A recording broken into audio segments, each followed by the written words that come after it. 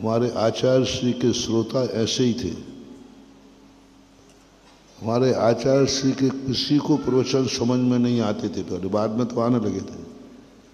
किसी को कुछ भी समझ में नहीं आता था। वैसे हिंदी भाषा नहीं थी और आचार्य श्री का प्रवचन बहुत ऊंचा होता है। वो तो साहित्यकार थे। कहीं से कोई कहानी से शुरू करेंगे, कुछ भी नहीं। लोगों से, सभा में बैठे हुए 70-80% लोगों से पूछ लेना कि महाराज जी क्या बोल रहे हैं। बोले चुप रहो, डिस्टर्ब मत करो, क्या समझ में आ रहा है।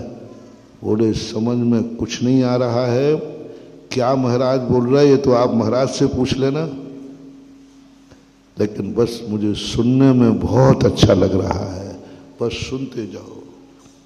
महाराज बोल रहे हैं, बस मैं सुन रहा हूं। बस 70-80% महाराज जी की सभा में ऐसे ही श्रोता थे। बस उनका बोलना अच्छा लगता था, बस कानों में शब्द आ रहे हैं ना, क्या है, कुछ लेना देना नहीं।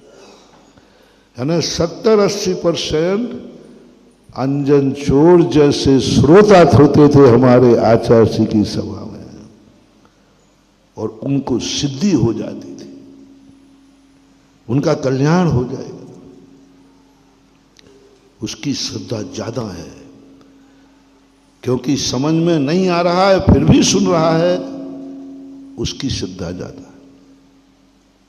इसलिए महानुभाव, शास्त्र को स्वाध्याय करो, कुछ भी समझ में मत आने दो। 12 वर्षीय कोर्स पढ़ने वाले जो दूर भाग रहे हो, उनसे मेरा कहना है, तुम्हें जनवाणी का कुछ भी समझ में नहीं आए, बिल्कुल भी समझ में नहीं आए, बस तुम एक नियम ले लो कि शास्त्रों में जितने अक्षर लिखे हैं मैं अपनी आंखों से उसे देखना चाहता हूं, बस कुछ नहीं करना। आंखों से देखना है बस। बस अपनी आंखों से एक एक अक्षर लाइन देखते जाओ, पेन से लग करके। आपको उन समझदारों से पहले केवल ज्ञान होगा, क्योंकि आपकी श्रद्धा कितनी है। जो खोपड़ी में समझ में नहीं आया वो आंखों से समझ लिया, नहीं, गुरु की वाणी है, गुरु महाराज ने लिखे हैं अपने हाथ से ग्रंथ में, उन अक्षरों में मत अटका करो। महावीर शब्द जो है ना, जब मां बनाया होगा तो किसने बनाया होगा? महाराज ने। अब महाराज का उपयोग मां पे गया और उन्हें सी लाइन खींची होगी मां की, ओहो जो गुरु महाराज ने मां लिखा उसको मैंने आंखों से देख लिया, ये श्रद्धा कम है क्या? अटूट, कभी नहीं घबराना। समझने की चेष्टा हो जाए, समझ में आए तो ठीक, नहीं आए तो कोई बात नहीं, कोई बात नहीं, पढ़ना है बस। मुझे पढ़ना है, 12 वर्षीय कोर्स हमें पढ़ना है। परीक्षा महाराज परीक्षा नहीं दे पाऊंगा, देना है।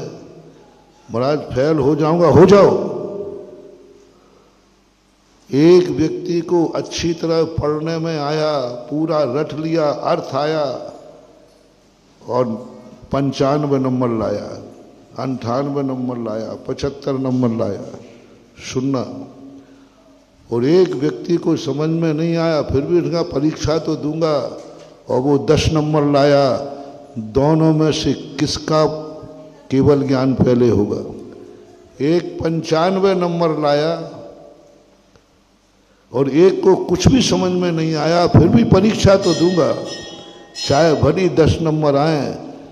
तो 10 नंबर वाले को जब केवल ज्ञान का नंबर आएगा, दोनों एक साथ ध्यान करने बैठेंगे तो 10 नंबर वाले को पहले केवल ज्ञान होगा, 95 वाला तो अभी अर्थ में अटका रहेगा, उसका ध्यान एकाग्र नहीं होगा।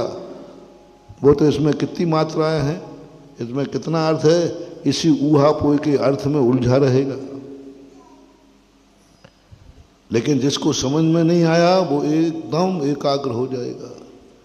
इसलिए मत सोचो कि हम पास होंगे कि नहीं, पर ठान लो हमें परीक्षा देना है तो देना है, चाहे भली 00 मिले तो मिले। 00 तो मिलेगी, कुछ तो मिलेगा तो सही। अरे 00 सही, लेकिन 0 आज 0 मिले हैं और उसमें लगन रही तो 0 के आगे एक अंक लग जाए तो वही 0 तुम्हें हीरो बना देगा एक बार। बस तुम्हारी लगन चाहिए। मैं परीक्षा दूंगा चाहे कुछ भी हो, फेल होऊं तो हो जाएगा। मैं पढ़ूंगा चाहे याद हो या नहीं हो, मैं भली पूरा पढ़ पाऊं नहीं, बस लगन। बस ये तुम करो, हमें कार्य करना है। इसी प्रकार नियम लेते की भावना करो, मुझे नियम लेना है, बस लेना है। मैं नियम लेके ही मरूंगा। और लोग कहेंगे काहे को ले रहे हो, तुम नहीं ले पाओगे, तुम्हारी परिस्थिति ऐसी है। बोले ले पाऊं या ना ले पाऊं, लेकिन लेने का भाव तो करूंगा। आप शक्ति आ जाएगी, शक्ति आ जाएगी। आप नहीं ले पाओगे और भावना के साथ जीते रहे तो जाते ही कर्म तुझे कहेगा, देखो इसने जिंदगी भर, इसको पहले से भी मालूम था कि मैं मुनि नहीं बन पाऊंगा, मैं मुनि नहीं बन पाऊंगा, मेरी हालत ठीक नहीं है, मेरी परिस्थिति ठीक नहीं है, मेरा मन ठीक नहीं है, मैं इतना कषायों पर, विषयों पर कंट्रोल नहीं कर पाऊंगा, मालूम है। जय हिंद दोस्तों, अगर आपको मेरी वीडियो अच्छी लगती है तो प्लीज़ मेरे चैनल को लाइक, शेयर, सब्सक्राइब करिए और इसी तरह से अपना प्यार देते रहिए। धन्यवाद।